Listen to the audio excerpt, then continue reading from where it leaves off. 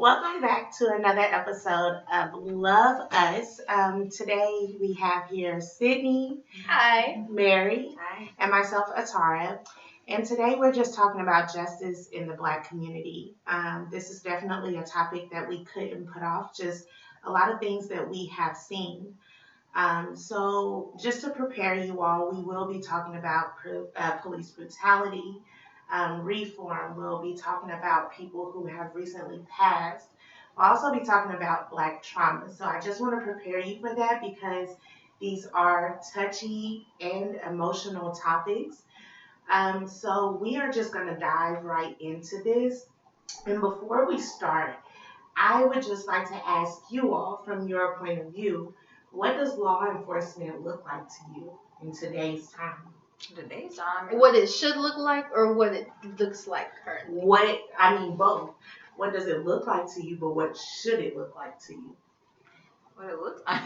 Can we talk about, police brutality for one? Absolutely. I mean, I feel like that's all that we see. Not to say that every cop is bad, but I think it's right now. I think that law enforcement includes a lot of biases being forced on people, which unfortunately ends in arrests of innocent people or deaths of innocent people or even guilty people that just don't need to die.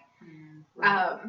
And I mean, and as far as what it should be, I will say that I think that in law enforcement, it's also all about catching a person instead of solving a problem. Right. Because, like, I've seen police cars that you gotta be right up on them and the sun gotta shine on it correctly for you to even find the word police. Yeah. Why is that a problem when they're supposed to be solving problems, Right. not catching people when they're down? Right. I don't understand that. But as far as what it should be, I think it should be police more out there in the community, but not in a negative light. Because I think a lot of times when you see police out there in the community, you're like, ooh, let me stay away from them. Or I don't even do anything bad, but when I see police, I'm like, okay, wait, shoot. like, make sure my gun, and I don't even do anything. Yeah. But like, you automatically have that fear of like, there's a lot of people that aren't even doing anything that get into trouble with law enforcement. So I think it should just be people out there protecting and watching out for people. Like, because I think like there's people that are drunk that just on the street drunk that get arrested instead of helped when they might need some help. There's a reason that you might have this issue going on and all they see is a threat. Absolutely. And I think it's important to point out that we are talking about in the Black community only. Like, I get police everybody, but police don't police everybody like they police Black people. And for me, I've never seen law enforcement as a protector. I was never taught they were a protector. I've never really witnessed them actually protecting. It was just more so harmful. Anything that I seen involving the police, for me, was in a negative light, like you said. Mm-hmm. And I think policing should resemble a community effort. Policing is for you to be the watch in these communities, to help these communities. Like, you're not there to be the executioner.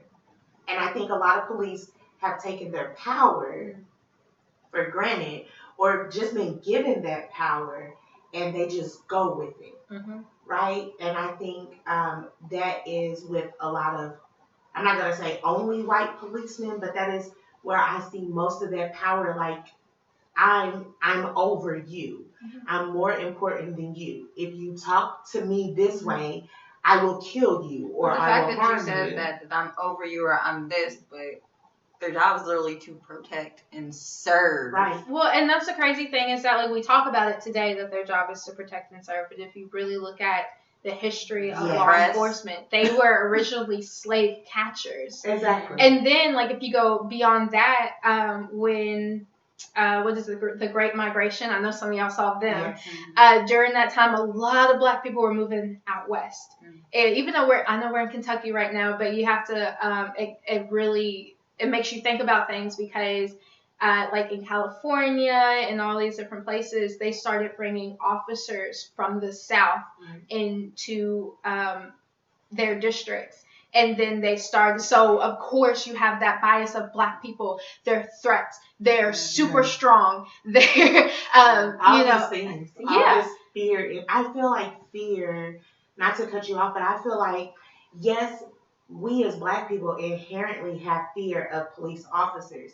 But I inherently feel like fear is embedded in police officers from either experiences of veterans telling them this, or things that they have seen, or how the media hypes up all of the negative things in black communities. So I am not making an excuse, because if you're a policeman and you're already on guard, you don't need to be a policeman. But I feel like the same way we are taught to fear is the same way that when they go into this academy, the things that they are taught. Even like here in Louisville, I don't know if it was the police chief or what, but like he was like, if they're black, shoot them. Yeah.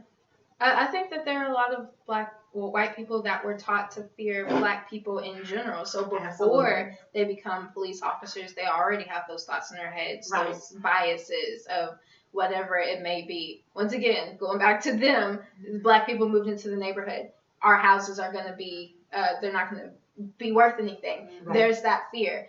If you, I had a friend back in the day. She was absolutely, she's not. She loved walking with another friend of mine because he's a big old black man. Right. And people would be so afraid to get near her, and she would look at the looks, and a lot of people say, oh, is that your security guard? Because obviously he's a big black man. He has to be, a big guard that can beat up people instead of like he's a big old teddy bear. Right.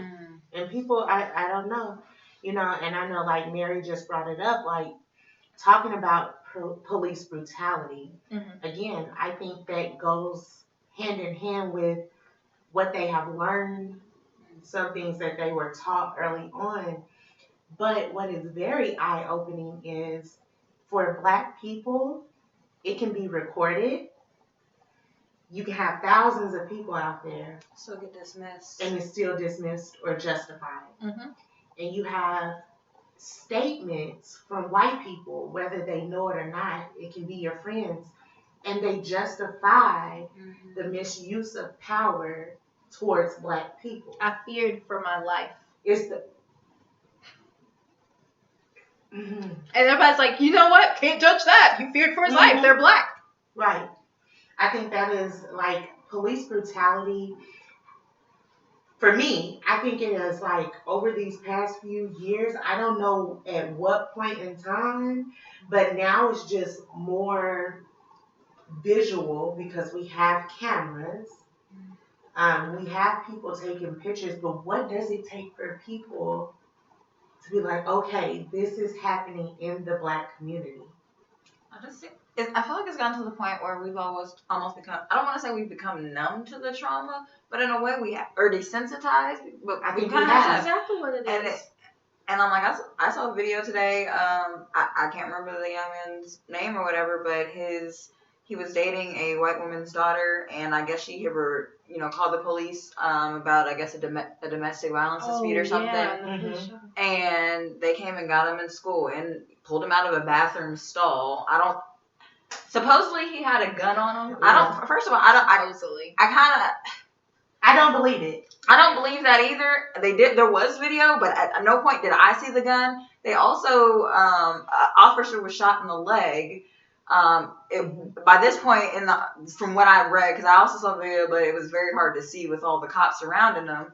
But they said that when it was typed up or whatever, that his gun had fallen. So by the time he was shot, and he said, wait, like he had put he was like, wait, like, and you could hear him saying, wait, before they shot him multiple times, and they shot him again. And I think that was just escape. Like, I really feel like police officers are just like, okay, we can get away with it, right? regardless of the fact, because they still get minimum sentences, they still get to go home, they still get their pension, they still have these city officials that represent them. We have a black official now that yeah, you know what? But anyway, it's just they have a lot of protections that they shouldn't have. They have a retainer for lawyers if they do something like this, and that retainer is ridiculous. Yeah. You know what I'm saying? So, in regards to the young man that was shot, something that I read was they need to investigate this one in particular, in detail, because what they originally said was he shot at the officer twice, and then the officer returned fire, and that's how the officer got shot. So then later on, when they had to get more information out, they said, oh, it wasn't his gun that shot the officer. So did he actually fire twice? Or was it another officer firing at him and missed? Are we still talking about the boy? The boy never shot the gun. I know, but that's what I'm saying. The initial I was report going says to that. Yeah. No, it didn't. It didn't say that he shot. It said that the officer shot, but there was another shot fired. They said it was from his gun, but I also somewhere else where that was incorrect. They just didn't want to put it on the other cop who actually, in fact, shot himself. Yeah. The first. I thought you were saying the boy shot. No, the first report that came out, when all of this came out, they didn't release the tape, said, we returned fire. He shot at us twice. That was what the initial thing said. And that is why they shot him. Then, when they had to release the information, the ballistics and all of that stuff, it then turns out that the boy never shot his gun and he didn't shoot the officer. So there's a lot of things when it comes to like police brutality and how they protect each other, which begs to differ. Like, do you all know what I want to say it's called the blue wall of silence? Do you know what that means? I didn't until today, but I think you should tell people what it is. From my understanding and my classes and just, hearing other people talk or officers talk about it, when something happens in the police community, it is custom or standard that other police don't address it. Like, it's crazy because now you see so many people or police saying, if I was there, that wouldn't have happened. This is misuse. That's just now happening across the board. Like, it used to be like if you spoke out against your department or your police, you were seen as like the snitch, the rat. You were outcasted, so therefore you probably didn't have a job. They found a way for you to lose your pension. You were outcasted from every other department. And then not only that, a lot of people, and there are stories of people being killed in regards to that. Like, you can see movies about it, but setting these officers up to be killed in some type of way, and then it be justified. And and then a lot of people say, well, why don't black officers say this and black officers You also got to do think that? about the dirty cops on top of that. Absolutely. And I think I would not like to be a black officer during this time. No. And I honestly feel like for the cops that are doing the good work, I feel like it's very hard for them. Absolutely. Because everybody already sees them as a threat. And what you said as far as kind of, repercussions for those that are doing, what they're supposed to do, and it may come back negatively towards them. It made me think of, we're talking about George Floyd and everything. There was a woman who in a very same situation of like the asphyxiation, like with the knee or whatever. I want to say it was like back in like 2006 or something. She was a black police officer. I think she was like 1 year away from her pension or something like that. And they fired her for stopping a white police officer from basically killing a man. So fired, lost her pension. She's like, I lost everything. Yeah. Well, she was able to kind of, once everything happened, she sued and she won. Yeah.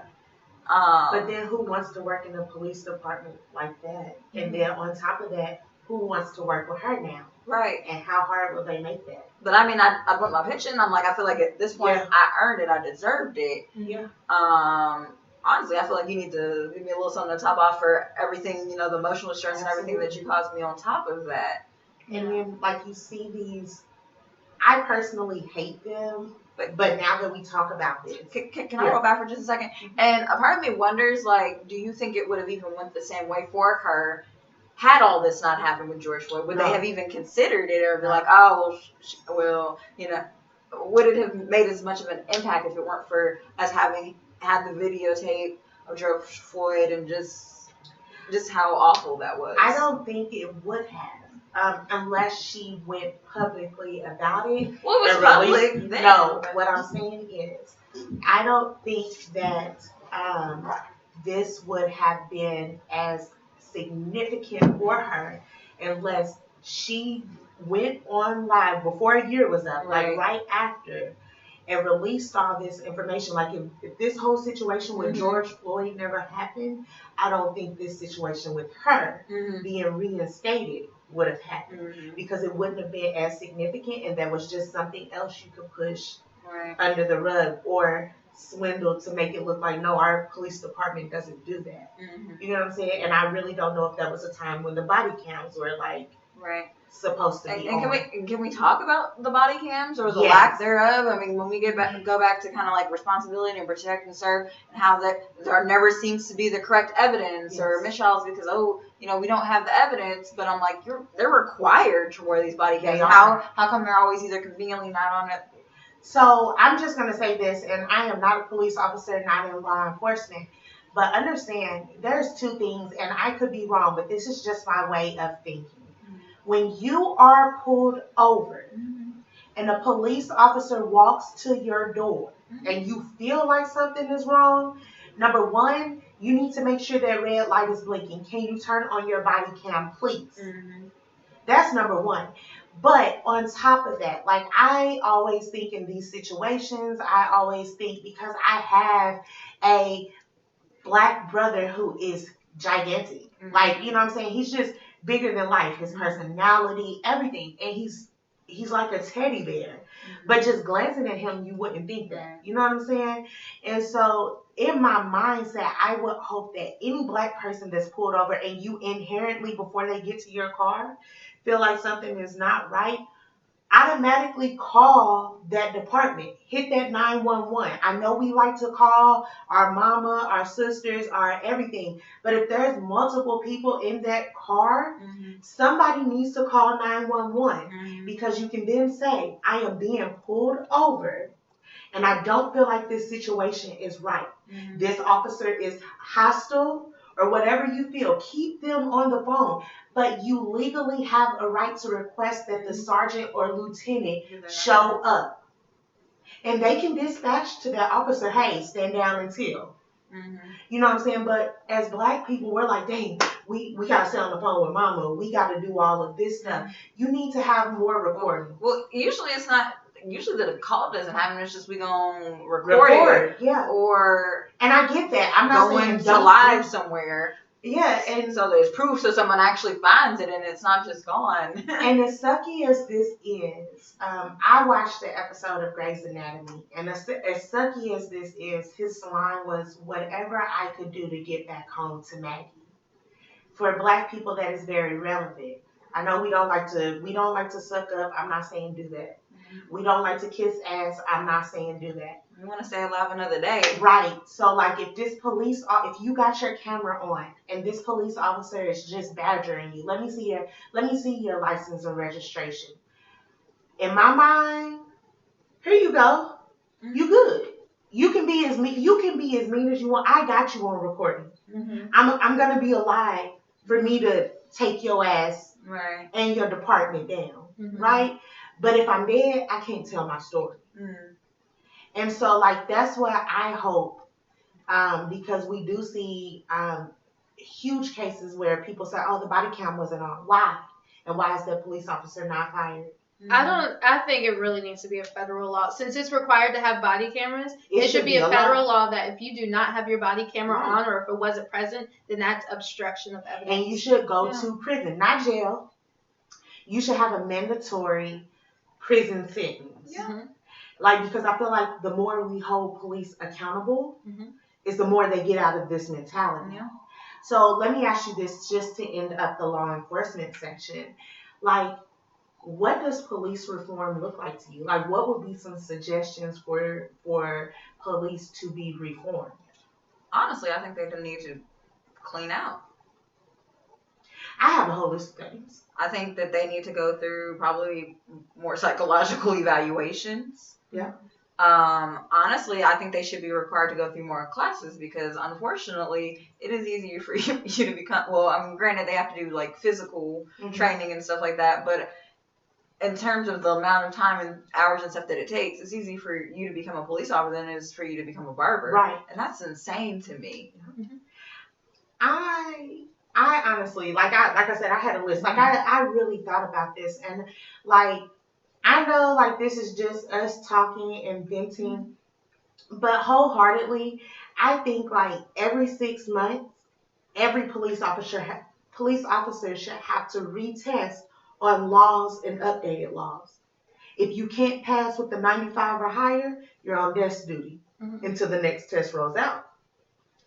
If you go through a traumatic situation, automatically you have to go to a therapist. Thank you. You're on desk duty. Don't they do that until for... you're cleared? Well, maybe I just watched too much Grey's They just Anatomy. ask you if you But think yeah, they ask do you if that for they doctors, you know? But I feel like for cops and stuff, they might tell you They to take ask some you if time you're off. okay. He's like, you good? And he's like, nah, I'm ready to come back. And it's like, okay, And here's your gun. Here's all this shit exactly. And I think that they should have to test. But not only that, they should have to test, and the chief should have to sign.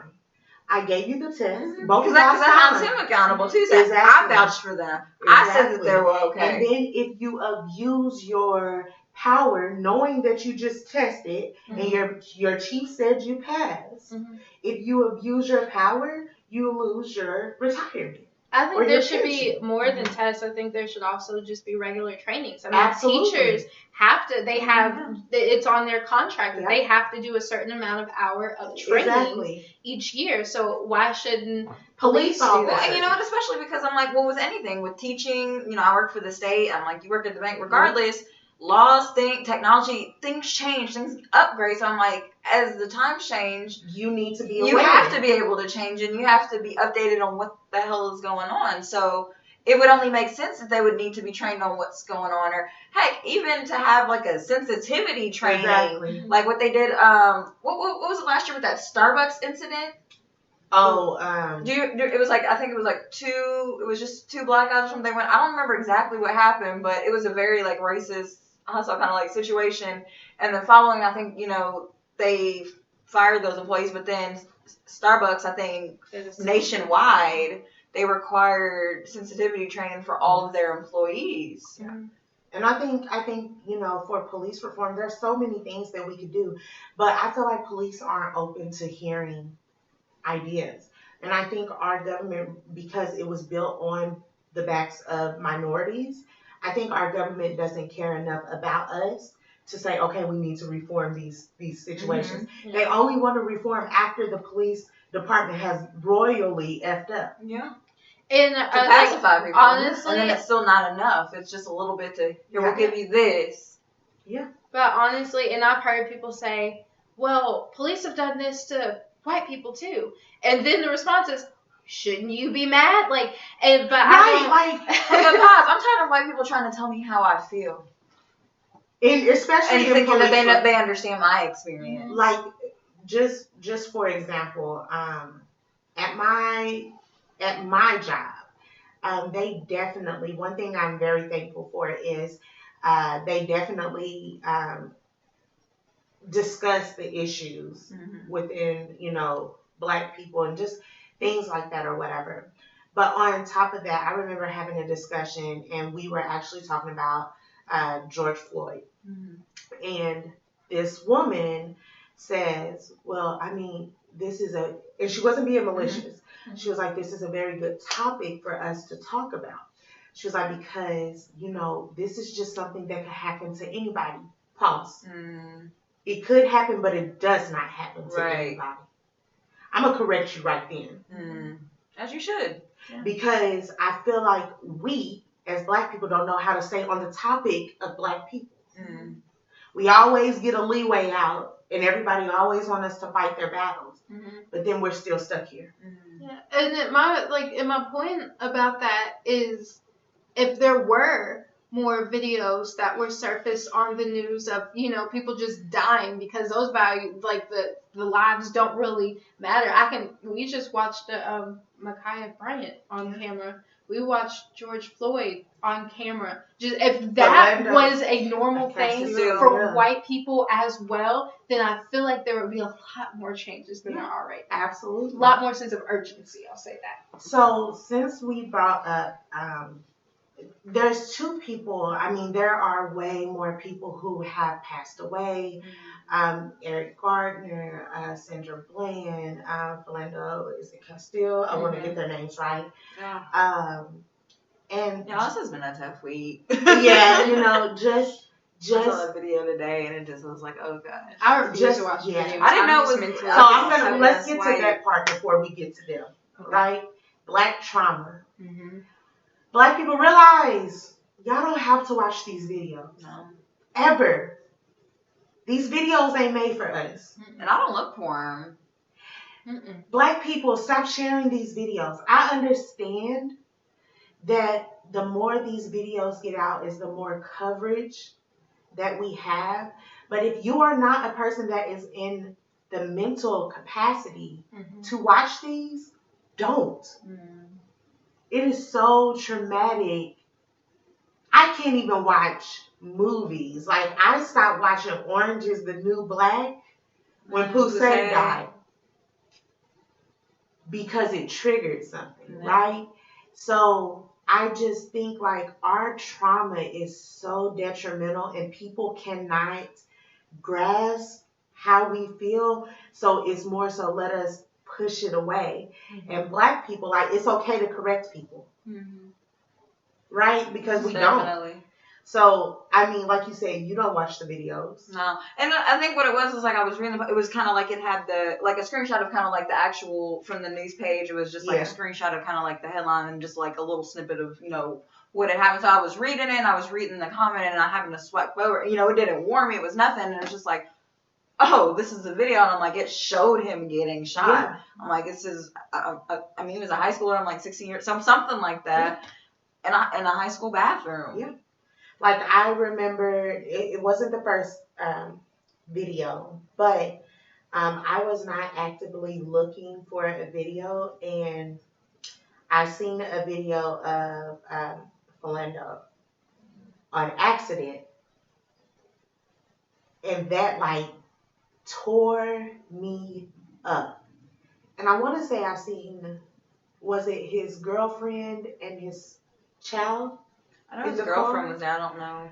There was another video, and I want to say the child was in there because the mom was screaming and she was talking, and the little boy, probably 3 years old, was like, I don't want you to get shot too. It's okay, Mama. Yeah, I do remember. Yeah. That just broke my heart seeing that. Like, how traumatic is that for him? And we're just viewing it. And that's how harsh Black trauma is. And it's not just in law enforcement. You get what I'm saying? Like, it's our judicial system. Because they made it this way. No laws have changed to accommodate. But you passed a Stop Hate Against Asians law. Quickly. Very quickly. They hate us too. You know? It's just crazy when you talk about, and I have nothing against Asian people, but looking at the response when people talk about Asians' lives mattering, which of course they do. Nobody has went and said, no. Yeah. All lives matter. Blue lives matter. Like, nobody has come back with any retort. And it's just crazy because then they'll turn around and say, well, Black Lives Matter is a racist institute, so. Yes. And then they want to bring up Antifa and all of these other things. And that's why I always say, and I will stand my ground with it. Black people, this ain't your fight when it's somebody else. We always fight for somebody else. Yeah.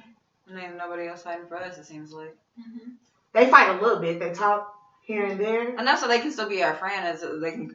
An ally, and I had to look that word up. Let me tell you, I had to look up what the word ally meant because we were so many people are walking around saying, "Oh, that's an ally," so that means they're good, right?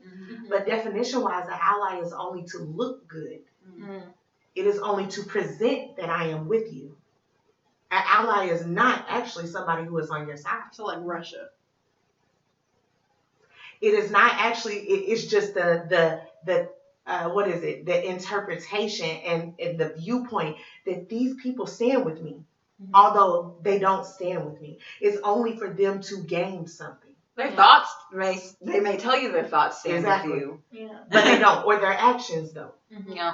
And that's something we as Black people have to go off of, actions. Right. Right? So I know we talked about like the video. So as Black women, what is something you fear when it comes to laws or police enforcement or just life in general? Watching something bad happen to someone that I love.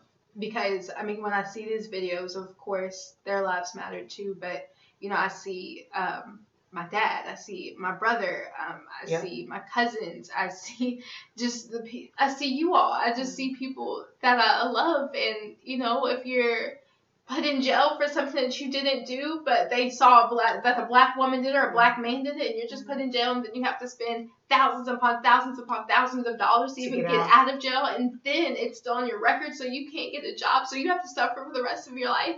And then that's if you get out. As if you get out, and then all that time that was wasted. And then you think about the people that don't even get the chance to go to jail; they just die, and you don't get to say goodbye.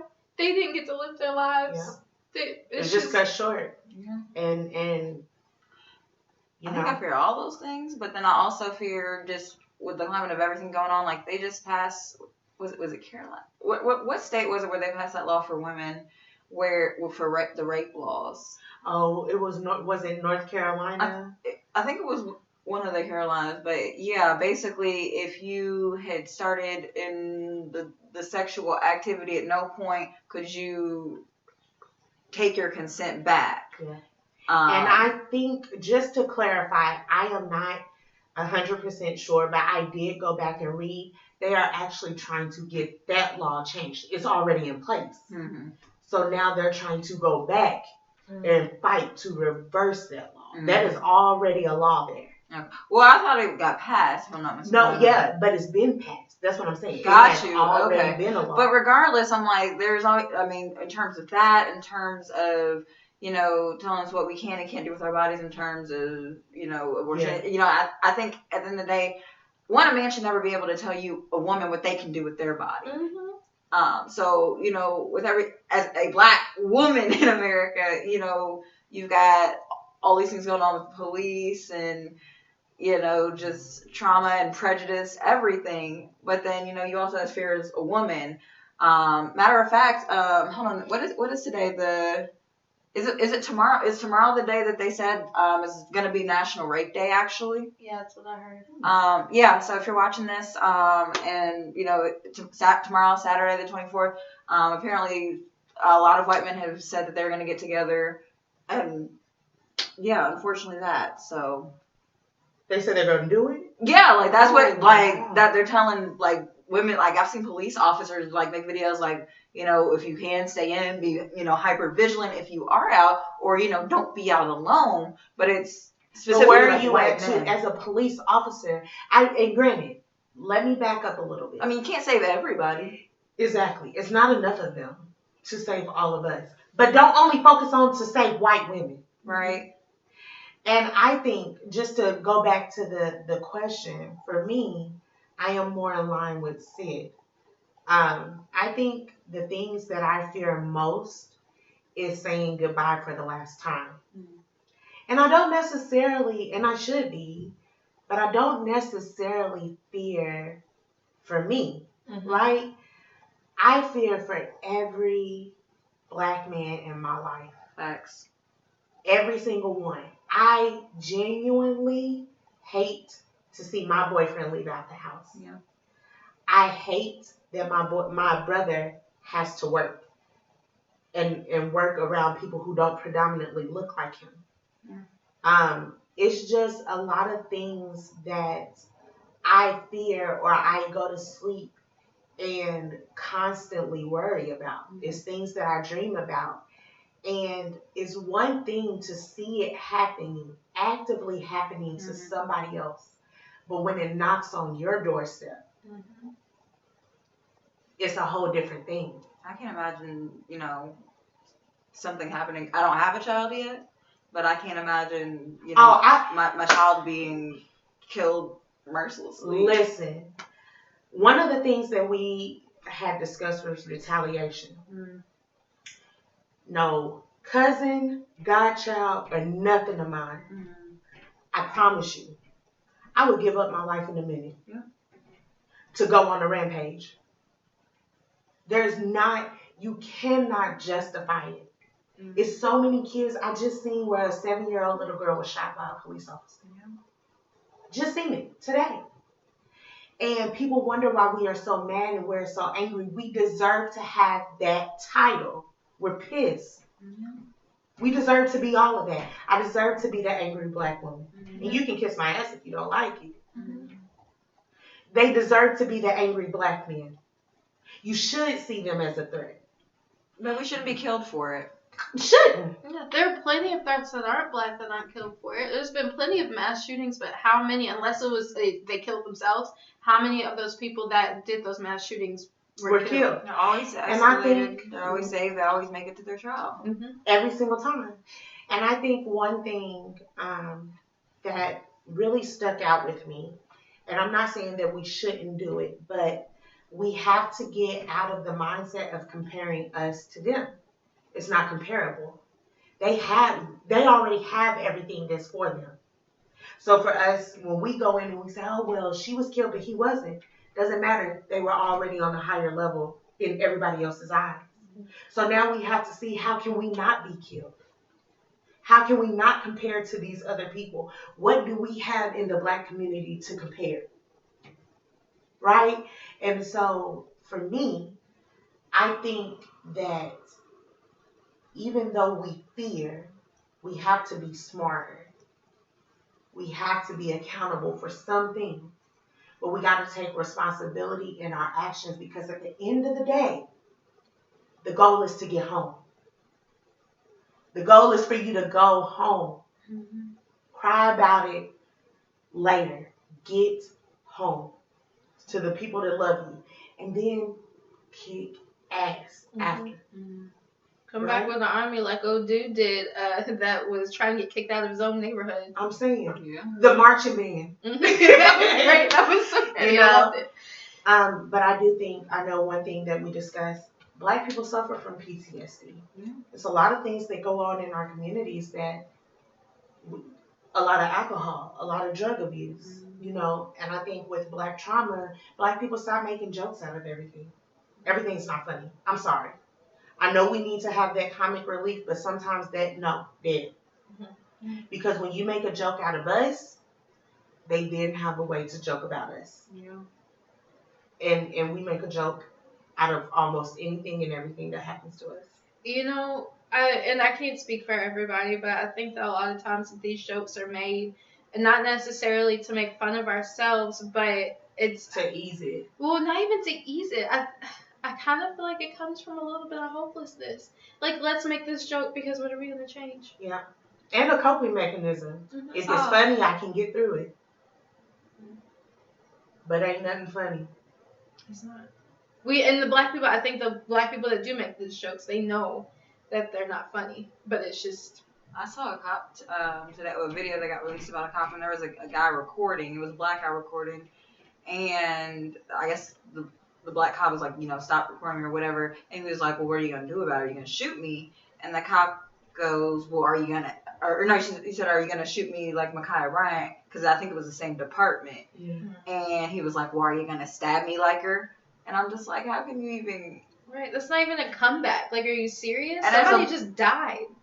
And I was like, and as a black man, to let that, and a cop at that, to come out of your mouth. Yeah.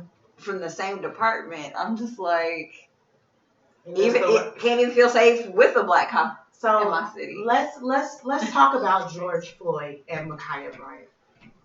Both two very eye-opening things because we celebrated the victory of the guilty verdict of Chauvin, right? 15 minutes later, we mourn the loss of Micaiah Bryant. We can't ever have a win, and even though that still wasn't a win. Yeah. It was just it's what we needed. Yeah. Yeah. Because I think so. For those of you who don't know, and I'm sure the world knows, George Floyd was a gentleman who was stopped. He was leaving a convenience store. The clerk called the police on him for a fraudulent $20 bill that was not fraudulent. Right? And it escalated to cops, not one, kneeling on him. Only one kneeling on his neck. Yeah. Right? Not only that, the world seen it. People recorded. And paramedics asked him, hey, we need you to get up. Let us through. Paramedics begged him, hey, he's not breathing. Can we talk about the duration? Yeah. What was it? I think it was like 8 minutes. 8 minutes of them standing on his neck. That was a video that I will never.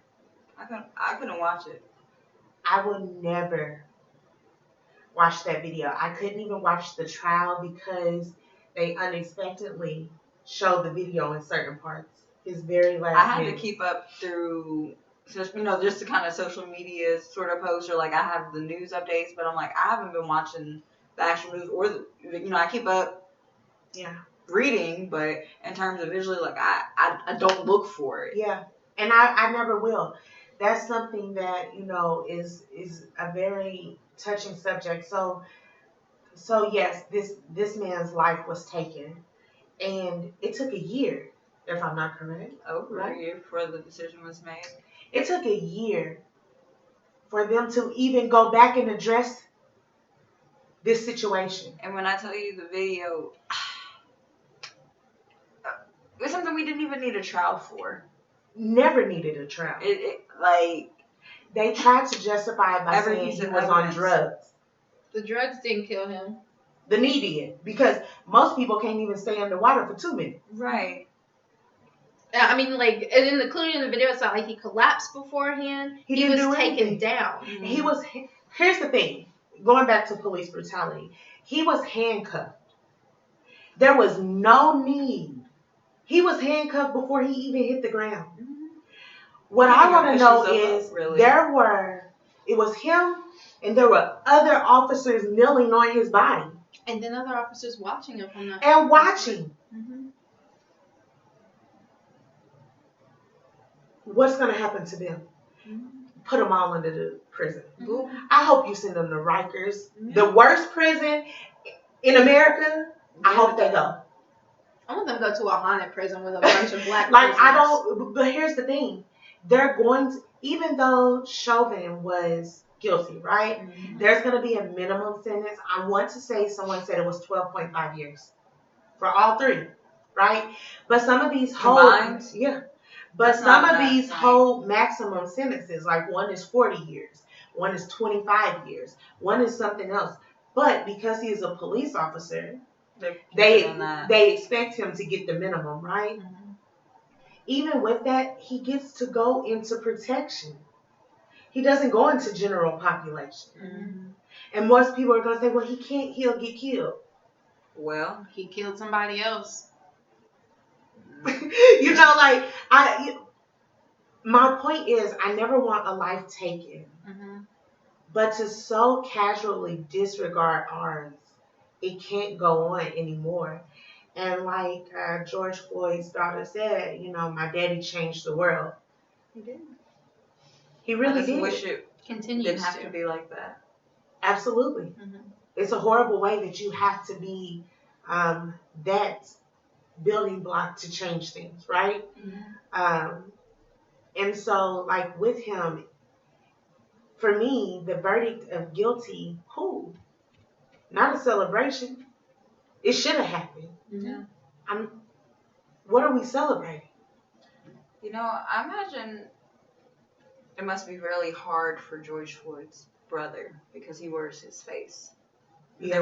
They were identical. Well, I'm sure there's differences, but I mean they're identical His daughter twins. does too. She looks just like her daddy. Yeah, but I mean they were identical twins, so to have had something like this happen, and I'm like, to kind of see a living, walking version of, I think that's just kind of crazy because he's kind of like an embodiment of, in a way. Absolutely. So that trauma there, and also like something that a lot of people don't talk about is the trauma of all the bystanders.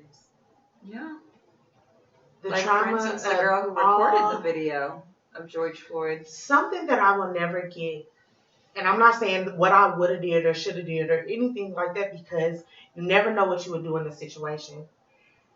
But when people outnumber police officers, right? We've seen riots where people be like, no, F you, and bombard them, right? There were how many? 5 officers? A group of people. And most of these people now who were in that trial are suffering from the mindset of, I didn't do anything. I know specifically the girl who recorded the video. Yeah.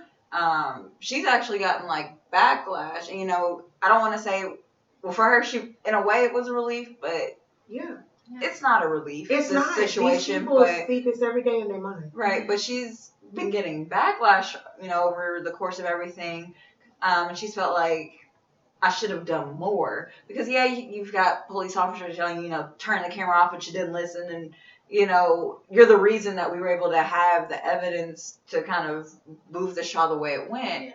But she's like, I could have done more. I should have done more. But, I mean, beyond having the evidence, and we talked about the black people that were standing around, they wanted to go home. That was their goal. Yeah. And, like, in all honesty, they had guns. Like, and it could be, they can't shoot us all. But they could shoot me. But they can shoot.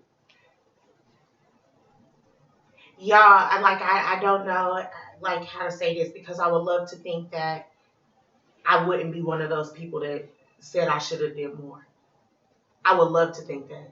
Mm-hmm. Because literally in my mindset, I probably would have got in my car and just, like, you know what I'm saying? Right. Like, to distract. Like, everybody, and I'm not judging. I have to, like, take a step back. Because when you're in a traumatic situation, like, you don't know what to do. But I've been in situations where I've seen people jump people that had guns. Mm-hmm.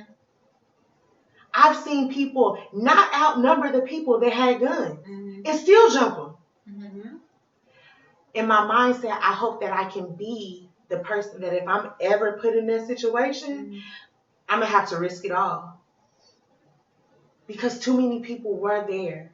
I agree with that. They outnumbered. They circled around these. You can't keep your eye on me at all times. But I mean, I'm gonna put it like this. Think about back in the slave days and stuff. I mean, you got maybe one guy on a horse in a field full of slaves. Yes, and that's what I'm saying. Like, our mentality is so low, and it's so fear is so ingrained in us that we are paralyzed with it. All the what if I get shot? But what if he never had a chance to get his gun? Yeah. If this whole crowd, we see it in riots, this whole crowd bombarded these 5 police. What is the response time that other police was going to be able to get to them before they could just get him off the neck? You know what I'm saying? Like, so I understand where these people come from when they say, I should have did more. Because in hindsight, probably could have. It's very true. When you're there, you're paralyzed with fear. But in hindsight, yes, that would eat me up every single day to know that I only recorded. Yeah. No matter how bad, no matter I could how have recorded. I couldn't have. I'm telling you, like, it I couldn't have been a rock around. I probably would have been you. I would have probably called 911, got in my car somewhere. I felt that I could be safe. A whole rock, like. But I couldn't be in the middle of that. I couldn't record that. I couldn't. I couldn't just stand there. I never had. That's my whole thing. I've been in a lot of situations where I could have been stabbed, shot, rope around my neck. I done been maced. All of these different things, right? I ain't never stood around. And this was all with cops in one place with one exit. We all throwing? We all going? Like, it's just, we have to do more to protect us more. And I understand that there's going to be casualties, but a casualty like this and so many people watching is so traumatic. And I get what you're saying. I'm just saying that's probably, like, in the moment, that's probably... Paralyzed with fear. The only thing that you know that you can do, because most people are then scared, I'm going to go to jail. I'm going to get beat. I'm going to get shot. I'm not going to be able to provide for my family. All of these different things go through your head. But at what point in time does that stop when you actively see somebody dying? That's what I was going to say. Because I'm like, I feel like people are... It's almost like... I don't want to say it's clickbait because obviously it's not palatable. Yeah. But I mean, everything gets recorded. You get people getting beat up. And, you know, something like that gets posted all the time. And people share it. I'll say a lot of things. I think that these videos are the tip of the iceberg to compare to what's really happening out there. Because when we talk about paralyzed and fear, it's not everybody's first instinct to pull out a phone. It's not. It's not, but it's the go-to now because they feel like that's the only, like, we're going to let. At least we got proof for you. Yeah, like we gotta have, or some people are just like, oh shoot, I don't know what to do. Yeah, and those are the people that are thinking. I'm talking about the people that are in the moment. Yeah. Crap. Because honestly, I don't think that a phone for me would be the first thing I do. I would be like, how do I need to get out of the situation? What do I need to do next? But I don't think pulling out a phone and recording would be my first instinct personally. I get the dirty I call. That would probably, because I'm like, I knew that. And I done did it before. I pick up something and throw something real quick. It's gonna be the hardest thing you can find. Situations that don't get recorded. But I mean, there's 5 cops and you were the first one there recording. If I'm in a right. So in that situation, I'm like, I think she did what she could with what she had. But when by the time hundreds of people, that was different. There's no way that hundreds of people all should have had their phone. That I wholeheartedly agree with. Like, why did all 100 of y'all? Like, it's a whole crowd. We done seen it. We see people throw things in protest. We see people in these huge crowds throw things at police officers. There's 1,000 police officers out there. Low key, I'll be honest. To distract. I'm surprised those cops made it out of there. To be honest with you, gun or not, the fact that it happens. And they walked away. I think it goes back. It goes back to the mentality. Because if you go back and you think about like the Black Panthers and all the branches of the Black Panthers, they had the mentality. Like I know it's a dog thing, but protect and attack. Then by all means necessary. Right. And now it's kind of like, oh, a lot of people died. I don't want to be the next one. Exactly. And I think that I don't know if it's in police forces or anything, but I really feel like to broadcast how many Black people have died at the hands of police brutality is also to tell Black people to sit down and shut up. Yeah. Look, all this. You don't broadcast all these White people being killed that's supposedly being killed. That's what I'm saying. You don't ever see that. Ever. But you broadcast that, so. And then when you broadcast this, then you kind of try to dehumanize us. You know, it's not a woman, it's this hoodlum or this And you put the worst picture of the most. Yes. You know, the one with the person, you know, years ago they had their middle finger up or whatever. They had a hoodie or it had a bandana. Oh, maybe he was in a gang. The age gap that you see. When you see young white people shoot up a school, it's the child with mental problems. When you see Black people, I ain't never heard of shoot up a school. But when you see Black people in something that says the woman, she could be 15. The woman. No, it's a child. Yeah. And that was something they did with Micaiah Bryant. And Micaiah Bryant's situation for me is a lot different. A lot of people did not watch the video. Again, I don't. If you are not someone who can handle it, don't. I was not someone that was actively looking for it. I clicked on something and it just kind of happened. Right? And a lot of people are.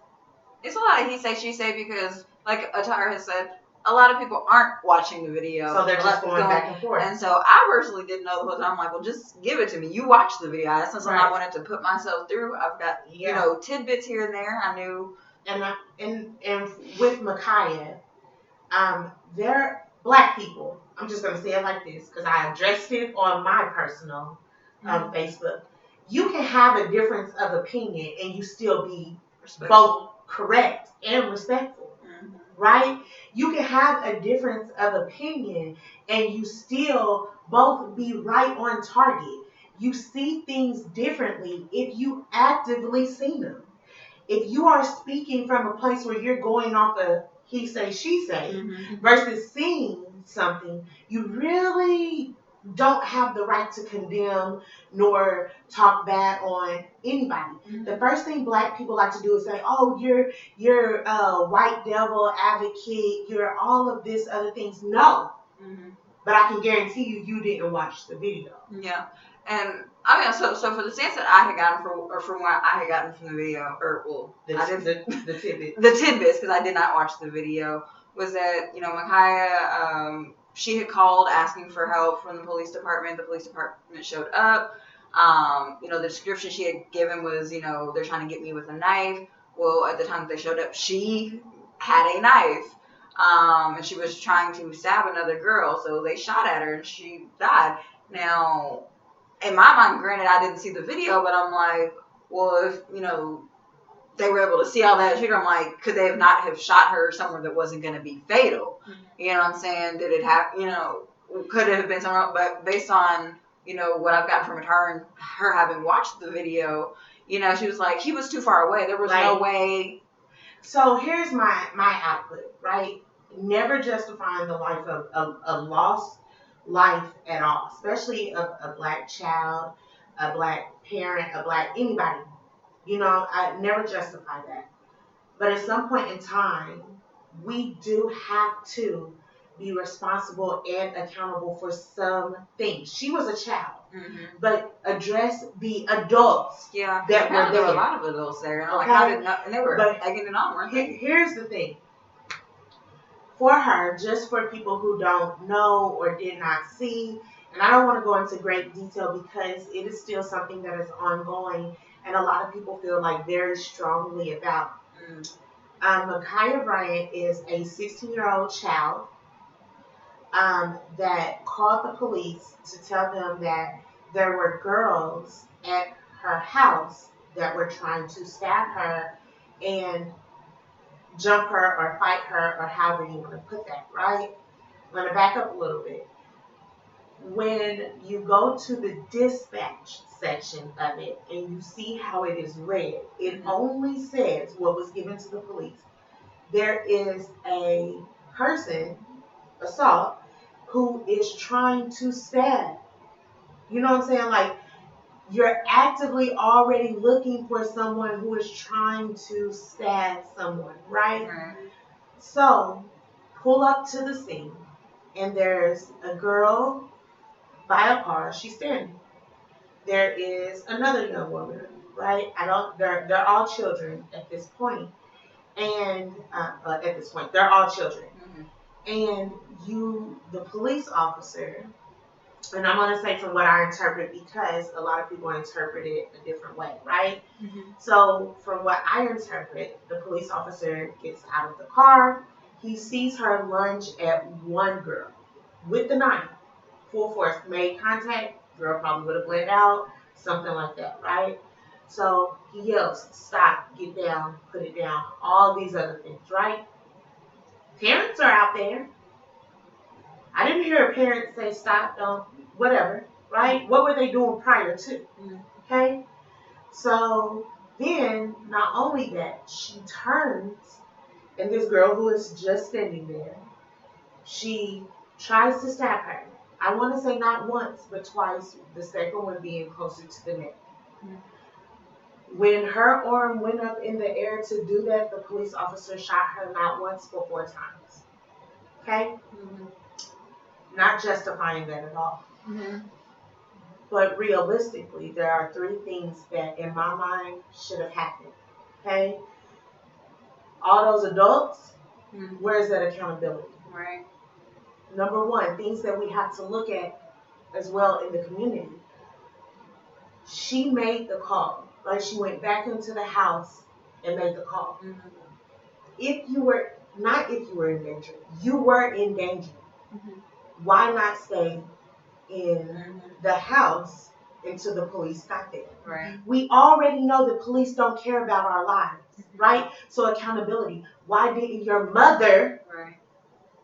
make you stay in the house? Mm-hmm. We already know that if you got that knife, the police already looked to shoot to kill us. But you know that to me, that says that either you didn't feel safe at home, Exactly. or So you weren't welcome there. It's a lot of questions there. Like, where was, I'm not blaming it on the mother, but I just feel like if you were there, what was going on, right? Mm-hmm.